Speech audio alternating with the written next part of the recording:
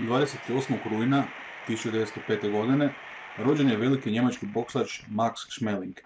Bio je prvak teške kategorije od 1930. do 1932. godine. Njegove su borbe protiv Amerikanca Joea Louisa 1936.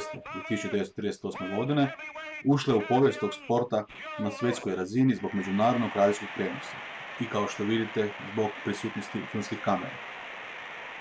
U prvoj je borbi Schmeling nokautirao Louisa, ali mu je ovaj nakon teške borbe uzvratio drugu meču. Ono što je posebno upečatljivo je prijateljstvo koje se razvilo između ta dva sportaša. Schmeling je nakon teškog ranjavanja prilikom desanta na Kretu umirovljen iz padobranaca i nakon rata se dobro financijski osigurao. Radio je kao distributer pića kompanije Coca-Cola. S druge strane, Joe Louis, premda prva velika afroamerička nacionalna zvijezda u SAD-u, i premda je nastavio uspješnu boksačku karijeru, vrlo malo toga je zaradio. Većinu zarade je pokupio njegov menadžer. Uz nekoliko poslovnih promašaja i problema, posebno sa poreznom službom, Louis i njegova obitelj su živjeli o ivici bankrota.